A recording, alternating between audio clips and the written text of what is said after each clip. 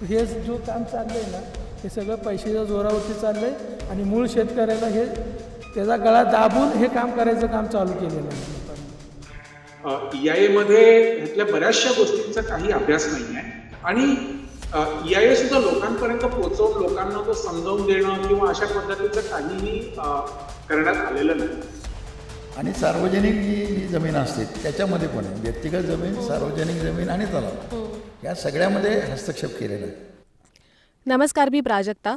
इंडी जर्नलमध्ये आपलं स्वागत आहे. आज आपण आलो आहोत सातारा जिल्ह्यातल्या कळंबे या गावात. हे गाव त्या काही गावांपैकी आहे जिथं सातारा जिल्ह्यातला जो अदानी समूहाचा पंप स्टोरेज प्रोजेक्ट होणार आहे. जे 3 पंप स्टोरेज प्रोजेक्ट महाराष्ट्रात अप्रूव्ह झाले होते त्यापैकी एक इथं होणार आहे. तारळी धरण जे इथं आहे त्याच्यावर हा पंप स्टोरेज प्रकल्प जो आहे तर तो बांधला जाणार आहे. आणि या प्रकल्पाला सुरुवातीपासून ग्रामस्थांचा विरोध आहे, कारण त्यांना विचारात न घेता, त्यांना काही न विचारता सरळ हा प्रोजेक्ट अप्रूव्ह करण्यात आला. आणि मध्यंतरी त्याच्यावरनं बराच गदारोळ झाल्यानंतर काम थांबवण्यात आलं होतं, पुढं काही झालं नव्हतं. मात्र आता अचानकपणे ग्रामस्थांना काही न सांगता नुसत्या आमच्याकडे परवानगी आहेत असं म्हणून अदानी समूहातर्फे इथं काही जमिनी एक्वायर करून तिथनं काम सुरू करण्यात आलेलं आहे. मात्र ह्या सर्व जमिनीसुद्धा एक्वायर अशा करण्यात आलेल्या नाही आहेत, तर अनाधिकृतपणे एका अर्थाने अतिक्रमण करूनच तिथं अदानी समूहानं काम सुरू केलं असल्याचं या ग्रामस्थांचं म्हणणं आहे. आता इथं जर तुम्ही बघायला गेला तर हा जो डॅम आहे ना, ह्या डॅमवरती कमीत कमी आत्ता 400 कुटुंब जगतात आणि त्यांची शेती, जनावरांचं पाणी, आमचं प्यायचं पाणी ते तर धोक्याचं आहेच. म्हणजे त्या प्रोजेक्टमुळे आम्हाला इफेक्ट होणारच आहे. आणि मुळात आता हे जे काम वगैरे त्यांनी चालू केलं आहे, कुठलंच परमिशन वगैरे घेतलेलं नाही किंवा काहीच नाही आणि झिरो लँड वगैरे न करता ह्याने हे काम चालू केलं आहे. त्यामुळे आमच्या गावाला ह्याच्यापासून 100% धोका आहेच आहे त्याच्यामुळे. आणि भूस्खलन वगैरे होऊ शकतं इकडे जर आता वरती काम चालू केलं आहे. पहिलंच आमच्या गावाच्या खाली सगळं भूस्खलन वगैरे झालेलं आहे. गव्हर्नमेंटनं आमचं पावसाळ्यामध्ये आमचं इकडे हायस्कूलमध्ये पुनर्वसन पण करतात गव्हर्नमेंट. आम्हाला 2 महिने पावसाळ्यामध्ये इकडे वरती राहावं लागतं. म्हणजे अशा परिस्थिती असतानासुद्धा हा जर प्रोजेक्ट आमच्या अंगावरती जर हे असं सरकार किंवा ही प्रायव्हेट कंपनी जर लादत असेल तर आमच्या ग्रामस्थावरती हा अन्याय आहे, हे मला म्हणायचं आहे. हे इथं पावसाचं पाणी कसं साठवलं जातं आणि ही सगळी इथली काय पद्धत आहे ह्या डॅमची? हे पाणी कसं वापरलं जातं? ह्या डॅममध्ये जे पाणी येतं ना, जे पूर्ण भागामध्ये पाऊस पडतो, ह्या डॅममध्ये येण्यासाठी आहे ना 7 ते 8 आहे ना स्रोत आहेत. म्हणजे ते नाल्याद्वारे आहे ना पाणी पूर्ण खडकावरचं पाणी आहे ना पूर्ण डॅममध्ये येतं. मग त्या हिशोबानेच हा डॅमचा बांध घेतलेला आहे. मग त्यामुळे आहे ना ते आता त्या वरच्या साईडला त्यांचा डॅम होणार आहे. मेन स्रोत आहे ना वरच्या साईडवरून सर्वात जास्ती पाणी येतं, तो आमचा बंद होणार आहे. मग राहिले फक्त छोटे स्रोत, हा एक आणि हा एक. मग इथून काय एवढं पाणी येत नाही याच्यामध्ये. म्हणजे डॅमची जी क्षमता आहे की जुलै ऑगस्टपर्यंत, जुलैच्या पहिल्या हप्त्यापर्यंत जी भरतो डॅम आमचा, तो भरणार नाही. जर तो नाही भरला तर पुढं शेतीला, खाली आमची भात शेती होती, मग भात शेतीसाठी मग ते पाणी त्या टायमामध्ये पोचू शकत नाही. मग ते आमचं नुकसान एक होणार आहे. कारण डॅम जर भरला नाही तर सांडपाणी वाहणार नाही. सांडपाणी वाहिलं नाही तर खाली आमच्या ओढ्याला पाणी जास्त येणार नाही. मग शेती आमची धोक्यात पूर्ण येणार आहे. कारण मेन स्रोत आहे ना ह्याच्यावरती तो 1.5 TMCचा डॅम बनवत आहेत. मग तो दीड TMCचा डॅम बनवला तर मेन स्रोत वरच्या साईडला आहे पाण्याचा, तो म्हणजे आमच्या डॅममध्ये येणारच नाही आहे. मग तो आमच्या मेन गावाला धोका आहे. तर पंप स्टोरेज प्रोजेक्ट असं आपण म्हणतो इथे येणार आहे. तर पंप स्टोरेज प्रोजेक्ट म्हणजे काय वेगळं आहे ह्याच्यात? तर धरणामधनं अजून जास्त प्रमाणात वीज निर्मिती करण्यासाठी हा प्रोजेक्ट अशा प्रकारचा प्रकल्प बांधला जातो. तो कसा बांधला जातो हे आता आपण जाणून घेऊया. तारळी धरण, हे धरण इथं ऑलरेडी आहे. तर हे इथं खाली तारळी धरण आहे. त्या धरणातलं जे पाणी आहे ते खालचा जो रिझर्वॉयर आहे त्याचा, तर त्यातनं पाणी उचलून इथं वरच्या रिझर्वॉयरमध्ये आणलं जाईल. या रिझर्वॉयरमधनं परत हे पाणी टर्बाईन्समधनं फिरवून पाईपमधनं खाली सोडलं जाईल आणि त्याचा जो काही प्रेशर असेल तर त्याच्यातनं अजून वीज निर्मिती केली जाईल. अशा प्रकारे हा प्रकल्प काम करतो.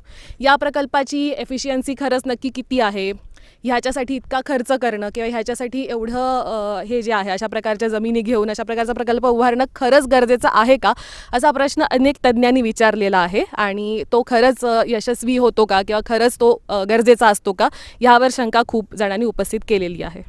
हा जो मुद्दा आहे की पाण्याबद्दलचा, की असं म्हटलं जातं की जेव्हा कधी हा मुद्दा येतो की अरे पंप स्टोरेजमध्ये तर तेच पाणी फिरवलं जातं, तर मग पाणी कमी कसं पडेल? तर हे कसं कमी पडेल हे तुम्ही थोडं समजावून सांगू नाही, शकाल? कसं आहे की पाणी सतत 24 तास खाली सर्क्युलेशनमध्ये राहणार आहे. म्हणजे 24 तासातली कुठलंही मिनिट घेतलं, सेकंद घेतला तरी ते पाणी सर्क्युलेशनमध्ये आहे. म्हणजे इट शुड बी अश्युअर्ड, म्हणजे त्याला खात्री लायकच तुम्हाला सिस्टीम पाहिजे की ज्यातून ह्यातलं एक थेंबही पाणी या क्वांटिटीतलं कुठं दुसरीकडे जाता कामा नये. हे महाभ्रम निर्माण करण्याचा प्रयत्न होतो की जणू काय हे एवढंच वजा होतं, काय त्याचं आहे तेव्हा. पण तसं नाही आहे. हे कायम जर राहणार असेल तर खरं त्याचं दर्शन कधी होणार आहे? त्याचं दर्शन हे स्केअर सिटी ज्यावेळेला होते आणि खरं लोकांच्या शेतीला आणि प्यायला पाणी कधी लागतं जास्त टंचाई, तर फेब्रुवारीनंतर, जानेवारी फेब्रुवारीच्या नंतर. मग त्याच वेळेला तुम्ही काय करणार आहे? त्याच वेळेला ह्या दोन्ही स्पर्धा होणार, तिकडं सोडायचं का इकडं. आणि मग त्या वेळेला तुम्ही काय करणार ह्याचं काही त्यामध्ये उत्तर नाही. त्यामुळं ह्यात क्वांटिटी किती आहे हे महत्त्वाचं जरी असलं तर ती क्वांटिटी रिझर्व्ड क्वांटिटी आहे, कॉन्स्टंटली रिझर्व्ड आहे. आणि दुसरं म्हणजे ती क्रुशियल क्वांटिटी आहे, म्हणजे क्रुशियली पोझिशन आहे. कोणत्याही प्रकल्पासाठी आपल्याकडे जमीन अधिग्रहण करताना सरकारला त्यासाठी भूसंपादन, पुनर्वसन आणि पुनर्वसाहत हक्क अधिनियम या 2013 पारित झालेल्या कायद्यानुसार ते सर्व प्रक्रिया करावी लागते.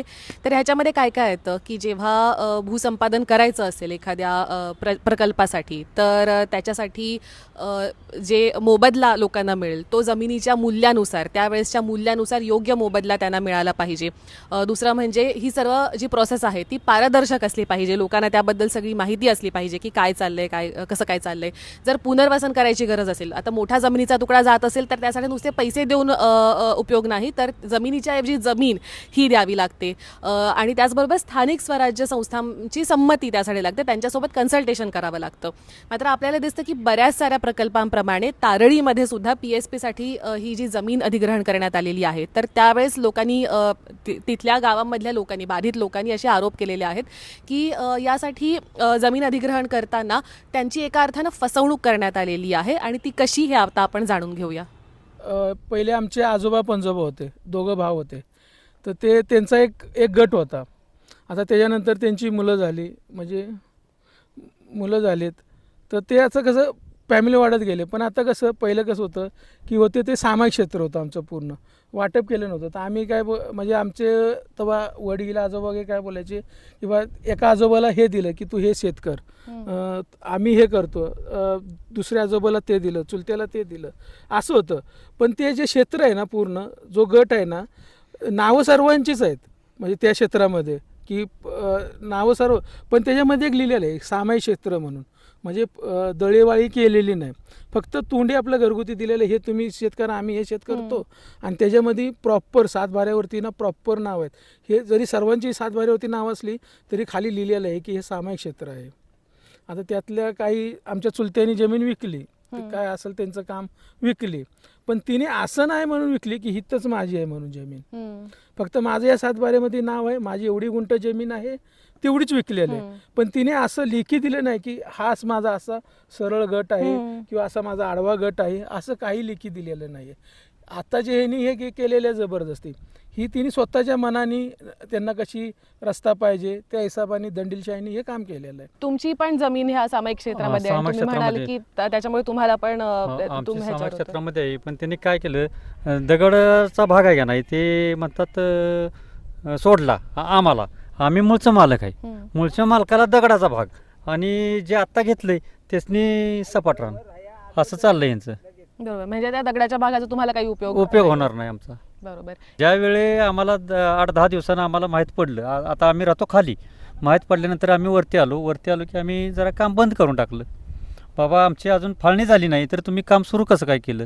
तर इथल्या हे जमिनीचं जे हस्तांतरण आहे किंवा जमीन ज्या प्रकारे घेतली गेलेली आहे, तर एक भाग आपण बघितला की कशा प्रकारे सामायिक जमिनी ज्या आहेत त्या घेतल्या, दुसरीकडे वेगळ्या लोकांच्या थ्रू सुद्धा गावकऱ्यांच्या जमिनी घेण्याचा प्रयत्न होतोय असं दिसतंय, तर त्याबद्दल थोडं सांगा. तसं म्हणायला गेलं तर 1992-93ला ज्या वेळेला आमचे म्हणजे आजोबा असतील किंवा आमचे वडील असतील, त्यांच्याकडून गगनगिरी महाराज जे ट्रस्ट आहे, गगनबावडा ट्रस्ट, त्या ट्रस्टनी की आम्हाला असं आश्वासन दिलं की तुम्हाला शैक्षणिक आणि आर्थिकदृष्ट्या जीवनमान खालवलेल्या लोकांचं जीवनमान उंचवण्यासाठी आम्ही तुम्हाला काहीतरी करू, तुम्ही आम्हाला जमीन उपलब्ध करून द्या.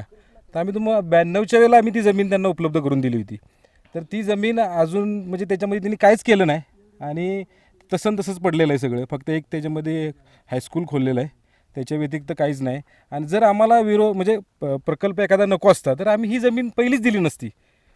हा 25 वर्षापूर्वी आम्ही हे एवढं क्षेत्र 48 एकर क्षेत्र आम्ही एखाद्या ट्रस्टला जर देत असेल विकास व्हावा म्हणून इकडच्या एवढ्या 10-12 गावांचा, तर आम्हाला हा एक प्रोजेक्ट जर आला आहे गावात तर त्याचा आम्हाला आनंद आहे. पण त्यांनी आम्हाला विरोधात घेतलं किंवा आम्हाला त्यांनी विचारात घेतलं नाही म्हणून आमचा त्यांना विरोध आहे असं आहे. आणि हे जे क्षेत्र आहे आता घेतलेलं गगनगिरी महाराजांनी, तर ते ट्रस्टचं क्षेत्र आहे. आम्ही त्यांना बक्षीसपत्र केलं होतं.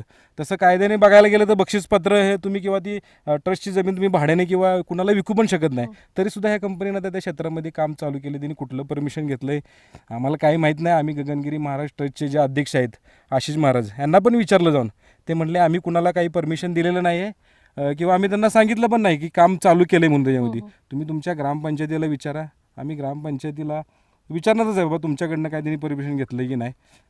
तसं पण काही नाही, पण आता हे माहीत नाही काय केलं आहे ती, असा विषय आहे तो. बरोबर. पण जी विंस्टार कंपनी आहे जी लँड विकत घेते अदानीसाठी, ती विंस्टार कंपनी आहे ना फक्त काही लोकांनाच भेटते. पण गाववाल्यांना मीटिंग द्या, आम्ही त्यांना फोन करतो तुम्ही मीटिंग द्या, ती बोलतात तुम्हाला कसली मीटिंग द्यायची आहे, आमचं आम्ही काम करून घेतलेलं आहे, आमचं आम्ही काम करणार, जर तुम्ही नाही करू दिले तर आम्ही पोलीस संरक्षण लावून काम करून घेऊ शकतो, असं यांचं बोलणं चालू आहे. पण त्याच्यानंतर जे गावाशी बसून ग्रामपंचायतीशी बसून ह्या लोकांना काही आम्ही अटी दिल्या होत्या, त्याच्यावर अजून काहीच तिने रिप्लाय दिला नाही आम्हाला. आणि फक्त काम करतायत. फक्त काम बंद केलं की थोड्या दिवस हे करतायत की परत म्हणतात आम्ही करू आणि थोडं शांत झालं की परत काम चालू करतायत. आता कसं आहे, आता लोक ही थांबलेत म्हणजे कसं की आता ह्यांना माहीत आहे 4-5 दिवसांनी लोकांची भात काढणी चालू होईल, लोक कामामध्ये बिझी होतील, कारण पावसानं भरपूर हे केल्यामुळं आता लोकांची कामं भरपूर अटकलेले आहेत. मग ते समजून ते थांबलेत, याच्यासाठीच थांबलेत की लोक एकदा कामामध्ये व्यस्त झाले की इकडं आपलं काम चालू करायचं, कारण लोक कोण वरती येणार नाहीत तेव्हा. आता वर्षाचं धान्य जर घरी घेऊन यायचं म्हणजे ते रात्रदिवस शेतकरी बघत नाही. शेतकऱ्याचं हे जमिनीवरतीच आहे सर्व अवलंबून, त्यामुळे तो पहिलं त्याला प्राधान्य देतो की आपलं वर्षभर जे अन्नधान्य आहे ते पहिलं आपल्या घरामध्ये आलं पाहिजे, कारण पावसाच्या ह्याच्यामुळे ही ती वाट बघतायत. आणि माझ्या तर अंदाजे आहे 100% ही लोक आहे ना, जशी आमच्या लावणीला हात लावतील लोक लावणी काढायला, तेव्हा बरोबर ही काम चालू करणार. आम्हाला विश्वासात घेतलं नाही, आम्हाला कुणीच काही विचारलं नाही, आम्हाला कुणीच काही सांगितलं नाही.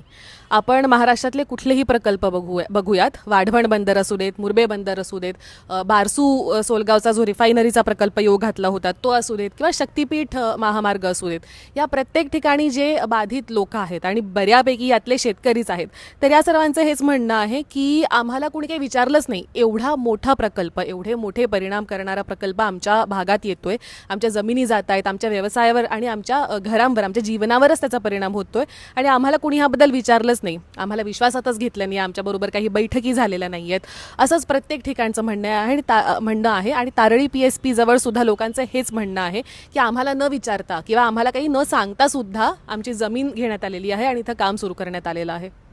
उलटं सुलटं आता सध्या तर काम वरती चालू केले त्यांनी, म्हणजे पोल रावत्यात, हे करतात ते करतात, म्हणजे आम्हाला न विश्वासात घेता त्यांनी सगळं चालू केलं आहे असं आहे. आणि हे काम कसलं आहे, काय ह्याबद्दल तुम्हाला काही कल्पना आहे? अदानीचं आहे एवढंच फक्त, कसलं आहे किंवा काय आहे याच्याबद्दल काय, पॉवर प्रोजेक्ट, हां एवढंच. हां चालतं. पण आता ह्याच्या पूर्वी सुद्धा ह्या गावातल्या जमिनी गेलेल्या आहेत असं मी ऐकलं, की ज्यावेळेस हे धरण बांधलं त्यावेळेस सुद्धा इथले एक गाव जे होतं ते पुनर्वसन झालं होतं. बरंच म्हणजे 40%, हां 40-70%, हां 40%-70% म्हणजे 40% तर गेलेत जमीन. हां ठराविक लोकांचेच जमीन इकडे राहिलेत, म्हणजे धरणाच्या भिंतीच्या खाल्ल्या बाजूला जेवढी जमीन आहे, वरतीकडे जमीन होती धरणाच्या तिकडे, ती सगळी बरीचशीच गेली आहे. 40% जमीन गेलेली आहे. राहिले थोडं ते आता त्याच्यावर पण ह्यांनी हे करायचं चाललंय. नाही, जनसुनावणीच्या वेळेस काय काय झालं? हेच की पर्यावरण वगैरे याच्यावरती चर्चा झाल्या, लोकांचं नुकसान कसं होणार ह्याच्यावरती चर्चा झाल्या, वन्य प्राणी वगैरे ह्याचं नुकसान कसं होणार, शेतकऱ्यांना किती त्रास होणार, वन्य प्राण्याचं विल्हेवाट लागणार सगळी, त्याचे दुष्परिणाम कसे होणार ह्याच्यावरती चर्चा झाली. कुठलाही प्रकल्प होण्याआधी त्या प्रकल्पामुळे म्हणजे असे स्पेशली हे जे मोठे इन्फ्रास्ट्रक्चरल प्रोजेक्ट्स असतात तर त्या प्रकल्पामुळे त्या भागात पर्यावरणीय काय परिणाम होऊ शकतात हे शोधणं गरजेचं असतं. ह्याचा अभ्यास करणं गरजेचं आहे. कायद्यानेच तसं सांगितलेलं आहे आणि त्यासाठी एन्व्हायरमेंटल इम्पॅक्ट असेसमेंट म्हणजे EIA नावाचा एक अहवाल सादर केला जातो. हा अहवाल जो आहे तो जनसुनावणी होण्याच्या सुद्धा आधी सादर करावा लागतो. तारळी प्रकल्पाच्या बाबतीत सुद्धा RS एन्व्हिरोलिंक प्रायव्हेट लिमिटेड नावाच्या एका कंपनीला अदानी ग्रीन एनर्जी लिमिटेडने हे कंत्राट दिलं होतं की हा जो EIAचा हा जो अभ्यास आहे ही असेसमेंट आहे ती तुम्ही करून घ्या. गेल्या वर्षी मार्च महिन्यात इंडी जर्नलने सुद्धा याविषयी बातमी केली होती. हा अहवाल जो आहे तो प्रकाशित झाला आणि तो अहवाल आल्यानंतर त्याचा अभ्यास आणि तो प्रकाशित झाल्यानंतर लोकांना फक्त त्याची समरी देण्यात आली आणि या समरीचा अभ्यास केल्यानंतर तज्ज्ञांच्या असं लक्षात आलं की ह्याच्यामध्ये काहीतरी चुकीचं आहे, ह्याच्यामध्ये काहीतरी गडबड आहे. आणि ती गडबड काय होती तर आंध्र प्रदेशमधला एक PSP आहे, एक पंप स्टोरेज प्रोजेक्ट आहे. तर बऱ्याच ठिकाणी या अहवालात त्या प्रोजेक्टचं नाव, तिथल्या नदीचं नाव, तिथल्या गावांचं नाव असलेलं दिसलं. हे बघितल्यावर असं लक्षात आलं की सेमच कंपनी आहे जिनी तो अहवालसुद्धा केलेला आहे आणि एका अर्थाने कॉपी पेस्ट केलं आणि कॉपी पेस्ट करताना काही नावं बदलायची राहून गेली आहेत असं ह्याच्यामध्ये दिसलं. म्हणजे एवढा मोठा प्रकल्प आहे, इतक्या लोकांना अफेक्ट करणारा हा प्रकल्प आहे आणि त्याच्यासाठीचा हा जो EIA आहे, हा जो पर्यावरणीय परिणामांचा अभ्यास करणारा अहवाल आहे तो मात्र अशा प्रकारे करण्यात आलेला आहे ज्याला त्या बातमीसुद्धा आपण म्हटले की तज्ज्ञांनी शॉडी अँड फुल ऑफ इनॅक्युरसीज असं म्हटलं. म्हणजे त्याच्यामध्ये भयानक त्रुटी आहेत आणि भरपूर त्याच्यामध्ये संशयास्पद असं कंटेंट त्याच्यामध्ये त्यांना दिसला. त्यामुळे हा अभ्यास परत व्हावा अशी सुद्धा त्यांनी मागणी केली होती. मात्र ते काही झालेलं नाही. आपण आता बघतोय की एन्व्हायरमेंटल क्लिअरन्स जे आहे ते केंद्र सरकारकडून या प्रकल्पासाठी देण्यात आलेलं आहे. सह्याद्रीमध्ये हा प्रकल्प होतोय आणि ह्याच्यासारखे अनेक प्रकल्प होत आहेत. अनेक प्रकल्प RS एन्व्हिरोलिंक सारख्या ज्या कंपन्या आहेत त्याच्यासाठीची असेसमेंट जी आहे ही जी पर्यावरणीय परिणामांची ती करतायत. मात्र ती अशी होत असेल, त्याचा जर व्यवस्थित अभ्यास केला जात नसेल, अपुरा अभ्यास त्याचा जर केला जात असेल तर भविष्यात ह्याचे खरोखर काय परिणाम होणार आहेत याच्याबद्दल आपण अनभिज्ञच आहोत. मग ह्याच्यामुळे जर लोकांना जी भीती वाटते की पिण्याच्या पाण्याचा आमच्यावर परिणाम होऊ शकतो, भूस्खलनाचा परिणाम इथं होऊ शकतो, तर त्याची जबाबदारी मग कोण घेणार? सगळ्यात पहिली गोष्ट अशी आहे की महाराष्ट्रामध्ये जे प्रकल्प करायचे ठरलेले आहेत सेंट्रली मध्यवर्ती पद्धतीने महाराष्ट्रात, तर त्यामध्ये तारळीचा साईट नाही आहे. ही तारळीची साईट कृष्णा खोरेने स्वतः ठरवलेली साईट आहे आणि हे शोधलं पाहिजे की हे असं का घडलं, कसं घडू शकतं, ह्याला कुणी सँक्शन दिली ॲड करायला ह्याचं काही पत्ता लागत नाही. म्हणजे एक नक्की आहे की ही साईट चूज करण्यामध्ये अदानी आणखीन कृष्णा खोरे महामंडळ किंवा कृष्णा खोरे महामंडळाचे जे प्रमुख असतात ते मंत्री असतात, ते मंत्री हे कोणीतरी त्यामध्ये असलं पाहिजे. इथून सुरुवात झाली म्हणजे इरेग्युलरिटीला म्हणजे अनियमिततेला सुरुवात इथून झाली. दुसरा मुद्दा जो येतो तो या ठिकाणी जे काम सुरू केलेलं आहे त्यामध्ये 2 ठिकाणी काम आहे.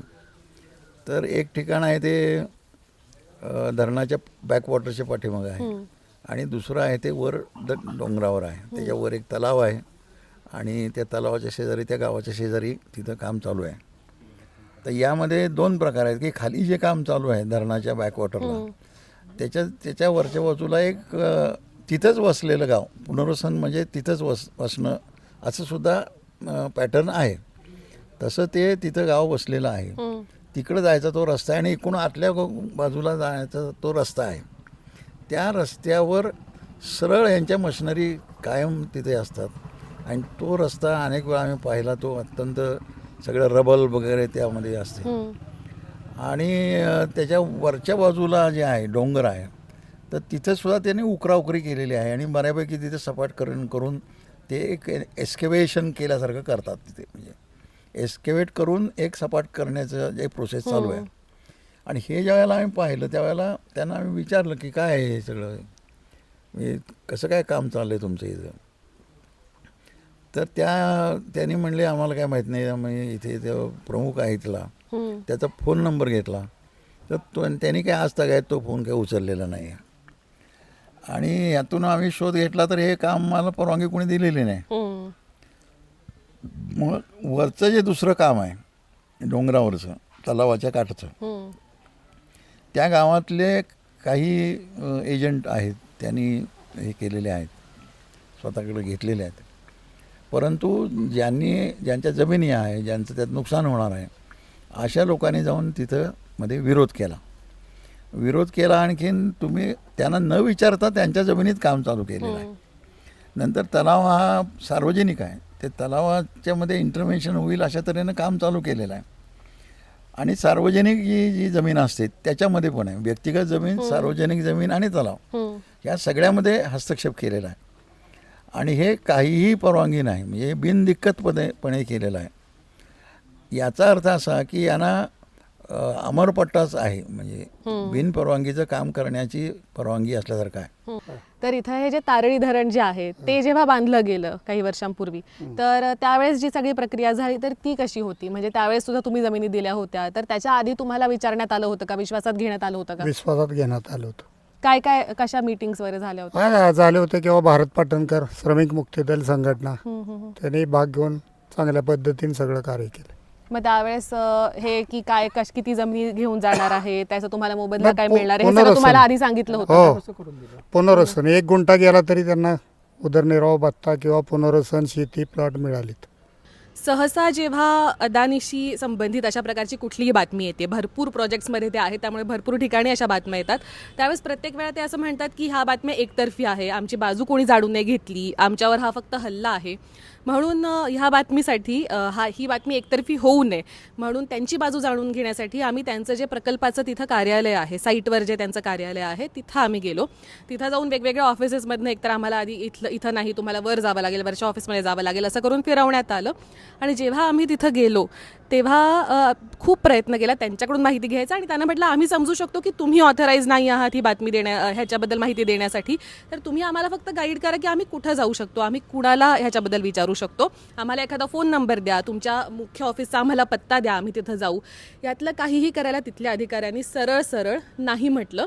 म्हणजे एका बाजूनी असं म्हणायचं की तुम्ही एकतर्फी बातम्या करता, मात्र दुसऱ्या बाजूनी जेव्हा एकतर्फी बातमी होऊ नये म्हणून तुमची बाजू जाणून आम्ही घेतो असं त्यांना विचारलं जातं, तेव्हा त्यासाठीही ते नाही म्हणतात. म्हणजे पारदर्शकता ही अशा प्रकारचे हे जे मोठे प्रकल्प होतात त्यात कुठल्याच बाजूनी नसते, ह्याचा हा पुन्हा एकदा प्रत्यय आलेला आहे.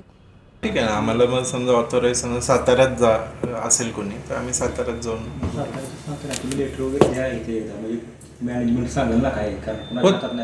चालेल ना, नंबर जर देऊ शकला तर आम्ही फोनवर बोलून घेतो त्यांच्याशी, की जे कोणी ऑफिशियल ऑथराइज्ड असेल त्यांच्याशीच बोलू. नाही तिथले सातारचे जे असेल नंबर जर दिला तुम्ही, यू कुड आस्क ना. Not like that. I cannot put a gun to his head and ask him. No, you don't have to put a... You can leave a number behind and he can call you. Let's do it that way. Okay, sure. That would be, I think that would be more important thing. Technical. You can leave your numbers and you can pass it on to them. बरोबर. पण मग तिथे कुणाला तुम्ही सांगू शकाल का की तिथल्या ऑफिसला जाऊन कुणाला भेटता येईल? म्हणजे तिथं जरी आम्ही गेलो, like even if we go there, if you could suggest who we could meet over there. Madam, you can leave your numbers and your names behind and your organization details. We will pass it on to the concerned and he'll be more than happy to contact you if he feels. But a more simpler process would be if you could just tell us the address. True, but Address to the office. Like we'll go to the official place only directly. Yeah. My point is, then he will invite you and he'll call you for he'll give you an appointment. But we have to go back to Pune. Pune, so yeah. And then it can even happen over a teleconference. No? You can leave your numbers behind. We'll pass it on. I'll do that. Yeah. Sure. I'll bring my card. I think that is easier.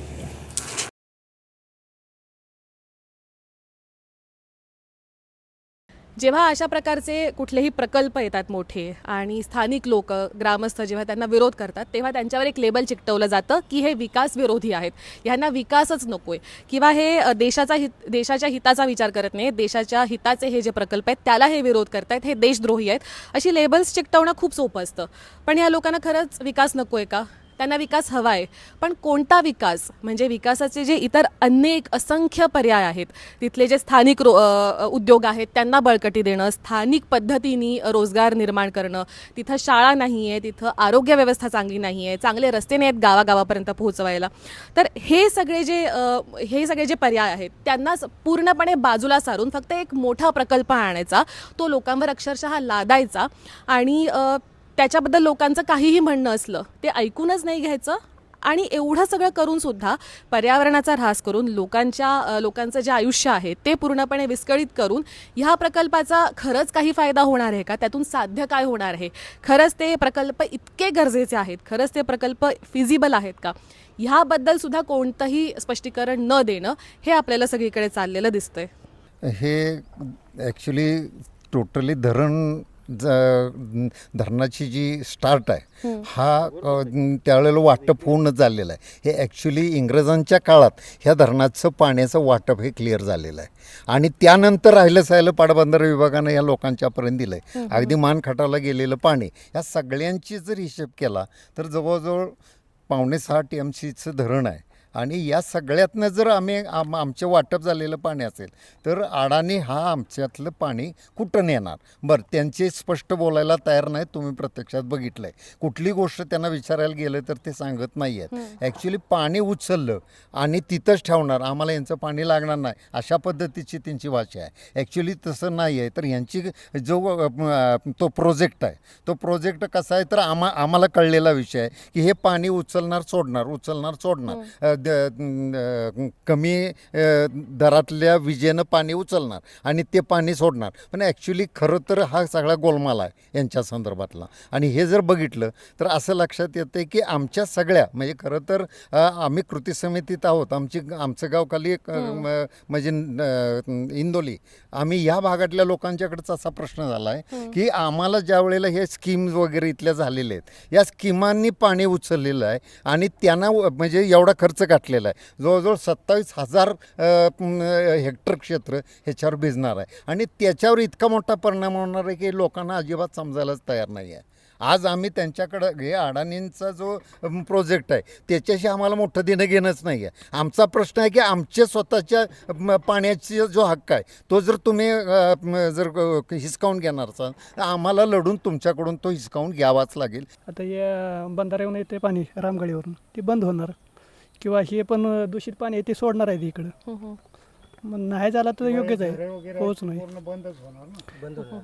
एक तर धरणात लोक बऱ्यापैकी नुकसान बऱ्यापैकी झालंय आणि ते नाही झालं तर इकडून चालू. सगळी शेती त्या झऱ्याच्या पाण्यावरच अवलंबून आहे ना. रामगड म्हणून इथे आहे, तर तिथून मग ते येणारं पाणी जे ते आता त्यांनी बोगदे तयार केले तर पाणी आटणारच आहे ना. त्याच्यामुळे नंतर तो प्रॉब्लेम पिण्याच्या पाण्याचा किंवा शेतीच्या पाण्याचा प्रश्न भेडसावणारच आहे. पर्यावरणाचा विषय तुम्ही काढला. खरी परिस्थिती आहे की हा खरोखर तुमचा इकोसेन्सिटिव्ह नुसता काय म्हणतात पश्चिम घाटाचा जो विषय आहे त्याच्यात हे सगळं मोडतं आहे. आणि आहे परिस्थिती आज या भागातली जंगलतोड झाल्यामुळं आणि सगळे आता बिबटे गवे हे आमच्या इंदोलीसारख्या हायवेकडे ज्या गावात येत आहेत डोंगराकडेला, त्याच्यानं विचार करा की तिथली परिस्थिती काय आहे. आजच्या घडीला आम्ही जर असा विचार केला तर हे सगळं जनावरं जर आमच्या गावात यायला लागली तर आमची अवस्था काय होणार. हा तर आहेच, पाण्याचा प्रश्न आहे, सगळे प्रश्न आहेत, पण इथं परत त्या जनावरांचा प्रश्न आहे. आणि त्या संदर्भातलं असं बोललं जातं. खरं तर गाडगिळांशी बाकीच्या संदर्भातली चर्चा झाली त्यावेळी गोष्ट झालेली होती. पण इथला तर प्रश्न आहे हा सगळा त्यांचा गवे आणि त्यांच्या काय म्हणतात आपल्या आजऱ्याजवळचं अभयारण्य तिथून इथंपर्यंत त्यांची वहिवाट आहे, चालणं येणं. आणि त्याला जर तुम्ही कट केलं मध्ये तर ती जाणार कुठं, शेवटी आमच्याकडेच येणार खाली. आणि त्याची व्यवस्था आम्हाला जर आत्ता जर केली नाही आणि पर्यावरणाच्या संदर्भात अजिबात ही कुठल्या गोष्टीची चर्चा केलेली नाही. इथल्या काय म्हणायचं झाडांचा विषय असेल, फुलांचा विषय असेल, प्राण्यांचा असेल, अगदी माशापासून सुद्धा यांचा कुठलाही विचार केला गेलेला नाही. हे डायरेक्ट त्यांनी काय केलं आहे, कामं सुरू केलं आहे. आणि हे खरं तर काय म्हणायचं फेब्रुवारीत बातमी येते, मार्चमध्ये त्यांचे ही लावली जाते, सुनावणी लावली जाते आणि काम सुरू होतं. हा काय ह्याला काय अर्थच नाही आहे. म्हणजे हा अक्षरशः काय म्हणतो हुकुमशाहीच्या पेक्षा वाईट अवस्था आहे. आणि आमच्या शेतकऱ्यांचा विषय पहिला प्रश्न आहे हे आमचं पाणीच नसेल. आज पाण्याच्या जीवावर आमच्या इथं कमीत कमी 8-10 फॅक्टरी आहेत. ह्या सगळ्या फॅक्टरींचा बी काय करणार. इथं जर ऊस आणि पाणी जर आमचं इथलं गेलं तर काय करणार. प्रत्येक गावात म्हणजे 27,000 हेक्टर गंमत नव्हे एवढं सगळ्या ऊसाची आणि पाण्याची वाट लागणार. आणि हे थांबवण्याकरता तुम्हाला चळवळ ही स्ट्रॉंगपणे उभा करावीच लागेल. बरोबर. याच्यामध्ये एक गोष्ट अगदी स्पष्ट आहे की लोकांच्या मनात ज्या काही शंका आहेत किंवा लोकांच्या मनात जी भीती निर्माण झाली आहे किंवा वेगवेगळ्या भीती निर्माण झाल्या त्यांना की हे काही परिणाम होऊ शकतील, हे अगदी रास्त आहेत. कारण आम्ही पाहिलं की EIA मध्ये ह्यातल्या बऱ्याचशा गोष्टींचा काही अभ्यास नाही आहे आणि EIA सुद्धा लोकांपर्यंत पोहोचवून लोकांना तो समजावून देणं किंवा अशा पद्धतीचं काहीही करण्यात आलेलं नाही आहे. त्यामुळे लोकांच्या मनात हे जे काही प्रश्न आहेत, म्हणजे आता इथे टनल खोदण्यात येणार आहे, बोगदा खोदण्यात येणार आहे आणि त्याच्यामुळे त्यांचे जे ऍक्विफर्स आहेत, त्यांचं जे भूगर्भातील पाणी आहे त्याच्यावरती परिणाम होईल, हे अत्यंत रास्त आहे. कारण अनेक ठिकाणी हे जिथे जिथे असं झालंय तिथे आपण पाहिलंय की असे परिणाम झालेत. त्यामुळे लोकांच्या मनात ही भीती आहे ती अगदी रास्त आहे. किंवा भूस्खलन आहे, तर लोकांचा जो अनुभव आहे, तारळी प्रकल्पाचं जेव्हा काम चालू होतं किंवा इतर काही कामं त्या भागात सुरू होते, तेव्हा ब्लास्टिंगमुळे हे सगळे लोकांनी स्वतः अनुभवले आहे. त्यामुळे इथे परत असं होईल ही जी लोकांच्या मनात भीती आहे ती अगदी रास्त आहे. तसंच पिण्याच्या पाण्यावरती किंवा शेतीसाठी जे पाणी वापरलं जाणार आहे, ह्याचे जे काही परिणाम होतील ह्याचा काही नीट अभ्यास झालेला नाही. आता म्हणजे सांगायचं तर एकीकडे हे पंप स्टोरेज प्रोजेक्टमध्ये असं म्हणतात की आम्ही प्रत्यक्ष पाणी वापरणार नाही, ते फक्त पाणी खालच्या रिझर्व्हॉर मधनं वरच्या डॅम मध्ये आणि वरच्या डॅम मधनं खाली असं ते फक्त फिरवण्यात येईल. आणि हे बरोबर आहे, पण ते जेव्हा पाणी तुम्ही ह्या प्रकल्पासाठी किंवा वीज निर्मितीसाठी आणि वीज स्टोरेजसाठी वरनं खाली आणि खालनं वर फिरवणार आहात, तेव्हा स्पष्ट आहे की हे पाणी त्या प्रकल्पासाठी किंवा त्या उपयोगासाठी राखीव ठेवण्यात येईल. त्यामुळे तेवढं पाणी मग शेतीसाठी किंवा सिंचनासाठी किंवा पिण्यासाठी हे उपलब्ध होणार नाही. पण ह्याचा हे गणित कुठल्याच पद्धतीने त्या EIA मध्ये मांडण्यात आलेलं नाहीये, करण्यात आलेलं नाही. आणि हा प्रश्न आम्ही पब्लिक हिअरिंगच्या आधी उभा केला, पण त्याचं कुठलंही उत्तर त्यांनी नीट दिलेलं नाहीये. त्यामुळे विशेषतः आता पावसाळ्यात जरी खूप पाणी दिसतं धरणामध्ये, तेव्हा पण जेव्हा हिवाळा सुरू होईल किंवा उन्हाळ्याकडे त्या सीझन मध्ये आपण जाऊ, तेव्हा धरणात एवढं पाणी नसेल, तेव्हा मग हा प्रश्न नक्की येईल की तुम्ही या PSP प्रोजेक्टसाठी पाणी राखीव ठेवणार का शेतकऱ्यांसाठी ते उपलब्ध ठेवणार. ह्याच्यामध्ये अजून एक गोष्ट अशी आहे की जी डेड स्टोरेज लेवल असते, म्हणजे आपण धरणातनं किती खालपर्यंत पाणी ओढू शकतो, त्याला डेड स्टोरेज म्हणतात. ती जी काही पातळी आहे त्या पातळीची लेवल या प्रोजेक्टमध्ये उंचावली गेली आहे. म्हणजे थोडक्यात आधी हे PSP प्रोजेक्ट नसताना तुम्ही धरणातनं पाणी जेवढं खाली ओढू शकणार होता, तेवढं पाणी तुम्ही आता खाली तेवढी पातळी तुम्ही खाली नेऊ शकणार नाही. म्हणजे जास्त पाणी डेड स्टोरेज मध्ये किंवा म्हणजे जे वापरू शकत नाही अशा लेवल पर्यंत ते पाणी तुम्हाला मेंटेन करावं लागणार आहे. आणि त्याच्यामुळे परत बाकी उपयोगासाठी म्हणजे सिंचनासाठी किंवा पिण्यासाठी वगैरे कमी प्रमाणात पाणी उपलब्ध होईल ही भीती निर्माण होते. तसंच जी ड्रॉडाऊन शेती असते, म्हणजे धरणातलं पाणी अगदी खाली गेलं की जी जमीन उघडी पडते त्याच्यावरती शेती होऊ शकते. ड्रॉडाऊन लेवल तुमची उंचावली की तेवढं ते कमी जमीन उघडी पडेल, त्यामुळे ती शेती कमी करता येईल किंवा कमी ड्रॉडाऊन शेतीसाठी कमी जमीन उपलब्ध राहील. हे आता ह्याच्यामध्ये प्रत्यक्ष होणार आहे, पण ह्या कुठल्याच प्रकारचा अभ्यास करण्यात आलेला नाहीये. पण ही जी कंपनी आहे ती कुठल्याच ग्रामस्थाला, ग्रामपंचायतीला किंवा मूळ शेतकऱ्याला कुणालाच काही सांगत नाही. आपल्या मनमानीनं काम करतायत, ज्यांना वाटतायत फक्त दम देत आहेत, आम्ही पोलीस स्टेशनला जाऊ, संरक्षण मागून आम्ही काम करून घेऊ, हे आमच्या लोकांना घाबरवत आहेत. त्यामुळे कसं आमचा भोळा समाज आहे पूर्ण, म्हणजे शेतकरी ते घाबरतात.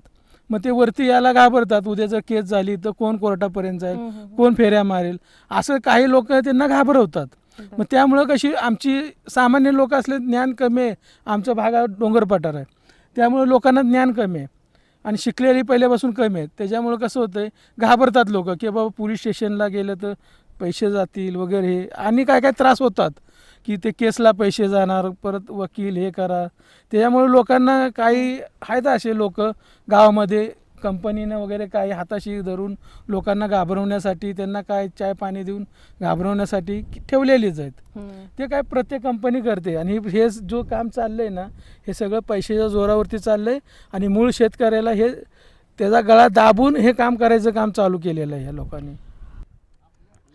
तर आपण पाहिलं की कशा प्रकारे तारळी प्रकल्प जो आहे हा पंप स्टोरेज प्रकल्प आहे, तर त्याला विरोध असताना सुद्धा ह्या प्रकल्पाचं काम सुरू करण्यात आलं. ते सुद्धा अजिबात इथल्या ग्रामस्थांना विश्वासात न घेता, त्यांना न विचारता या प्रकल्पाचे काही परिणाम होऊ शकतात तर त्यांची म्हणजे जे पर्यावरणीय परिणाम असतील, इतर काही परिणाम असतील, त्यांची त्यांना कोणतीही कल्पना न देता आणि त्यांच्या जमिनीसुद्धा एका अर्थाने बळकावून, त्यांना न सांगता त्या एजंट्सच्या मार्फत बळकावून इथं आपण बघितलं की कशाप्रकारे काम सुरू करण्यात आलं होतं अनधिकृतपणे.